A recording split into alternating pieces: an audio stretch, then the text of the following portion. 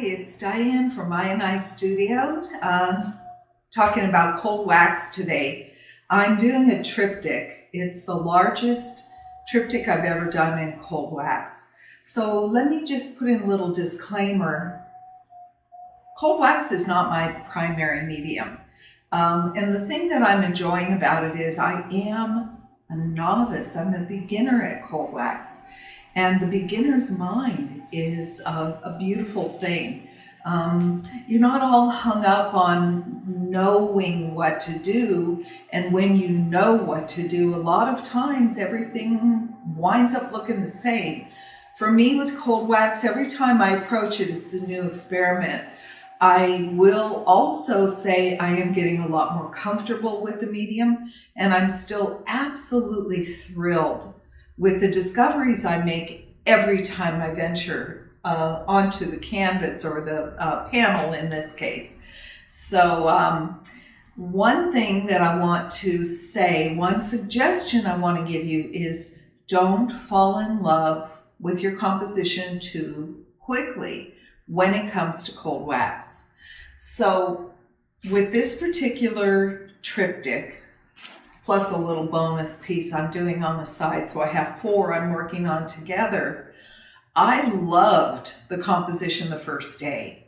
And what I did was I took the panels, the wooden panels, I coated them with polymer medium, and then 3 coats of gesso. So I had a pretty beautiful surface to start. And the first day was beautiful. The second day, fantastic. Fell in love with that. The third day, which was yesterday, I walked in. I fell in love with the composition. The thing about it was, the paint itself was not interesting enough. So with cold wax, I generally don't worry about composition in the beginning. I let the composition develop organically. But in this case, I kind of started out with a cool composition idea. I can come back to that idea after the paint is built up sufficiently and beautiful if I want. But I have a feeling that the painting itself will tell me something else, what it wants to be. Because we are not going to bully our paintings. We're going to work together in a beautiful harmony, a beautiful dance, where we make a mark, the paint does something we weren't really expecting it to do. The mark's different than in our mind's eye. Then we kick back, we look at the mark and say, what's next? So for me, what's next this morning is I want to put a little orange, red, and gold into the composition and see what happens. That's all I need to know right now. I'm going to mix a color, and I generally don't mix a whole palette of color. I have a fairly small glass palette. I'd say that's 12 inches by 12 inches. A lot of times I start with one color, and then when I'm done with that color, I scrape it, put it on the side, wipe my palette off with a wipe, and then build another color. So what can happen is I may have 2 or 3 colors that were left over that I have on the side that I can come back into if I want a little spot here or a little spot there. But me, primarily, I'm working with one color. And this isn't the only way to work. It's what I'm comfortable with, and pretty much the way I worked in acrylics also. So let's see what the day brings.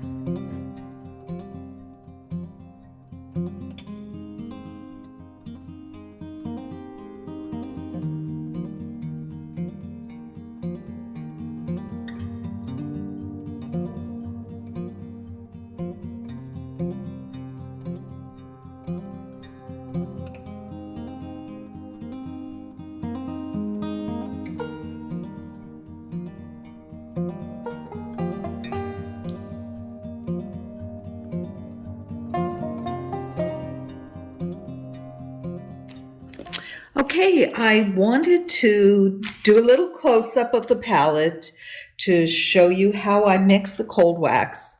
And first I need to select some colors. So I told you I wanted a red, and I have categorized my paints in these real high-tech cardboard boxes.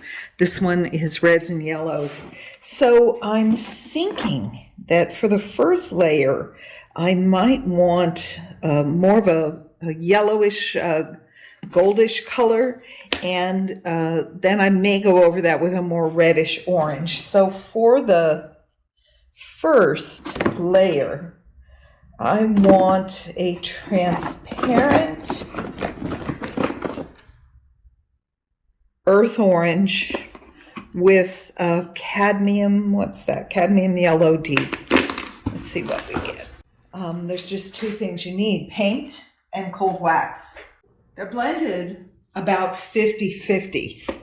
So a lot of times what I'll do is I'll get a big blob of cold wax and put it on the palette. And then for paintings this large, I'm going to need a fair amount of paint, and this is not a huge amount. Usually when I'm trying to cover a huge area on a painting this big, I would put out, maybe 10 times more than this.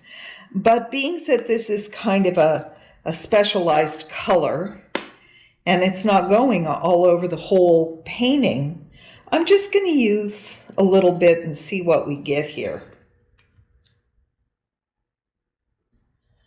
So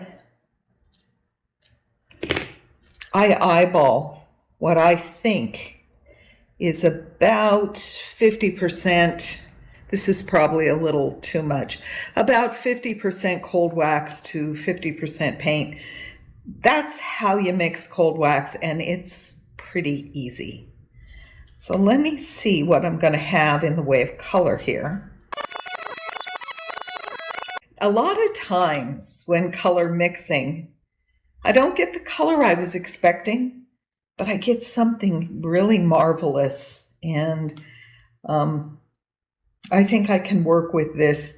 So I took a very bright cadmium yellow and I've toned it down with this earth orange color to get a little more of an earthy tone. So, and you can kind of smear it to, really get an idea of the color. And I think that's a great place to start. I spend a lot of time looking at the artwork to see what's happening and to help me make decisions about where compositions might develop.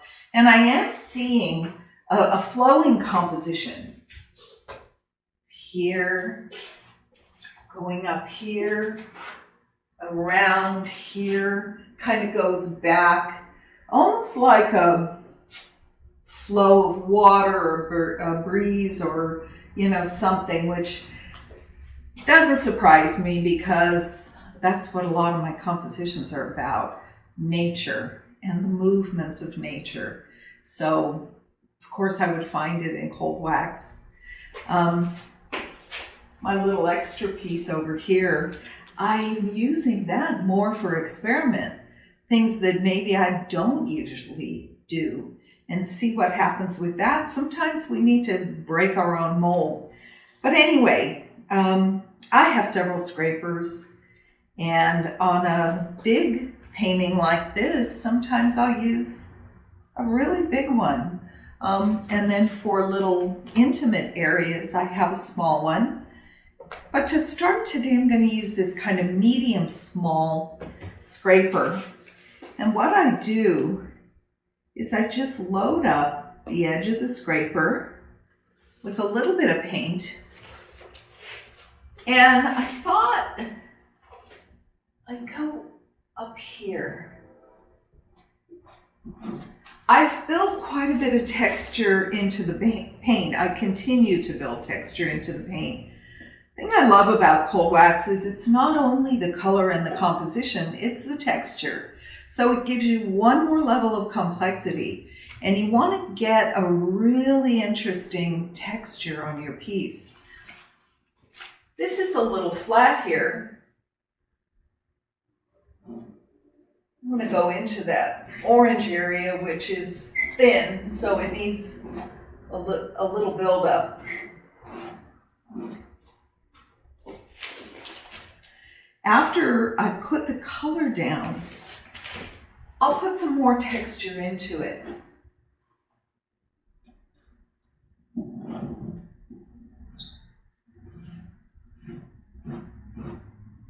Again, not worried about composition so much at this point. Worried more about the buildup, the texture, what happens.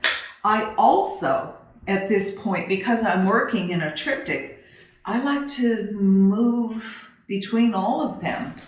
So this needs a little color here. I can see there's a nice texture underneath, and if I scrape gently, I can kind of bring that texture out.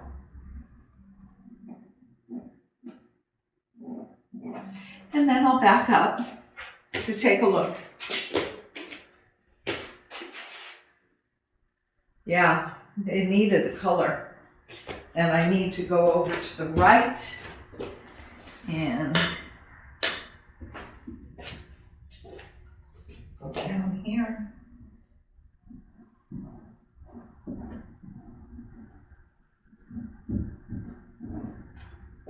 Nothing's precious at this point, and if it is getting precious to you, cover it up intentionally. You do not want to get attached at this point.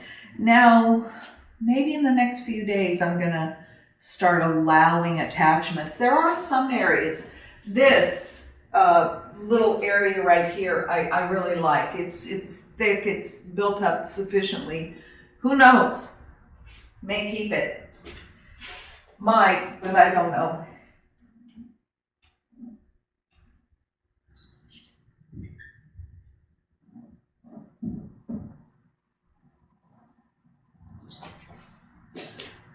So now that I've gotten a little paint on every surface except my little guy, and I do want to spend a little time on that one. Let's see if I can scrape enough paint off.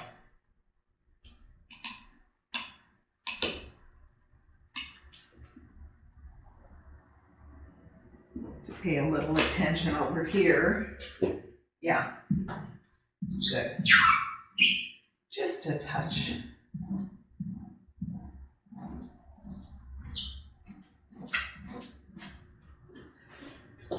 And the next thing that I'm going to do now that I've got some paint on, I'm going to add some texture. I've been using a sea sponge, and it's getting really clogged up with paint. And the more clogged it gets, the more interesting the marks get. We'll see. And just press some texture in, and then when my sea sponge gets saturated with color, I'll spread that color down. Get these cool little dots. You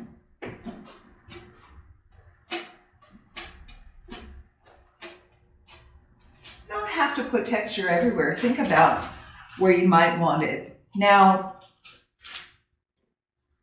when it gets too predictable, you're doing the same thing repetitively, you need to alter those marks so that they become way more mysterious.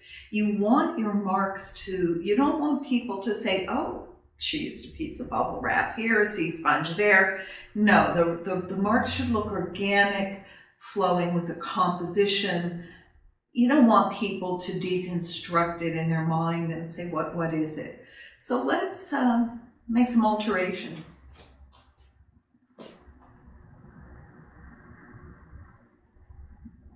Just flatten some of those peaks.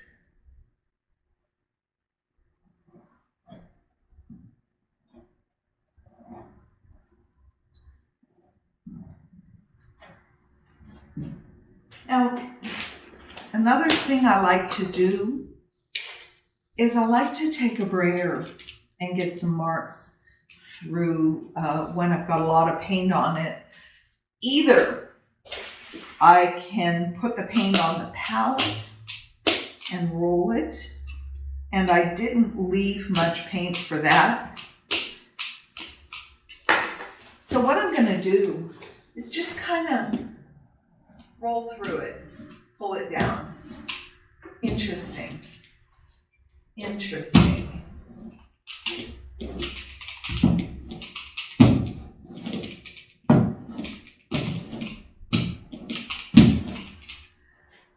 So there you have it. The thing is that as I'm building, and especially if I'm building without expectations of composition at this point, and paying attention pretty much to the texture, I can get some pretty amazing effects. And it's an amazing effect now, but when I go back over it later this afternoon with another color, it becomes more interesting. And cold wax, we can build texture into it, but as the paint itself builds, and as we scrape over it and the paint clings in certain areas, it starts building a texture of its own as well. So that it's all, at this point, it's all about the texture. How long is it going to take me to finish a painting this big? I would imagine it's going to take me a couple of weeks if I really work on it diligently.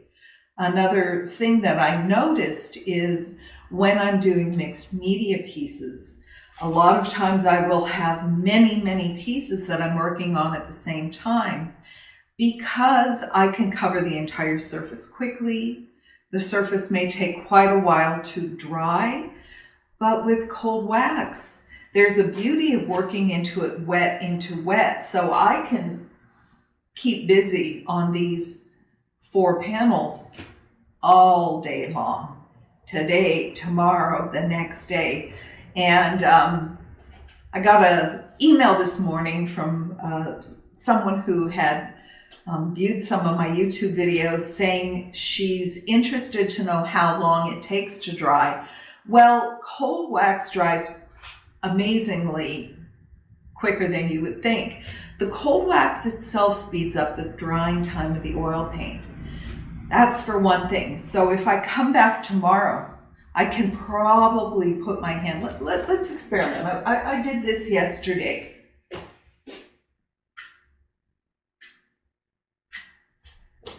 I got a little bit of residue on my glove, but not much. So I can, work back into that fairly easily. The other thing is experiment with your wet into wet. You can get some wonderful effects. You also want to experiment with a light touch as you're scraping. Don't be a brute with your scraper. If you go lightly, I can go over the top of a wet color with another color, and I can pretty much cover up the color underneath. And then I can scrape into it to get some, what's underneath coming through. Let's see.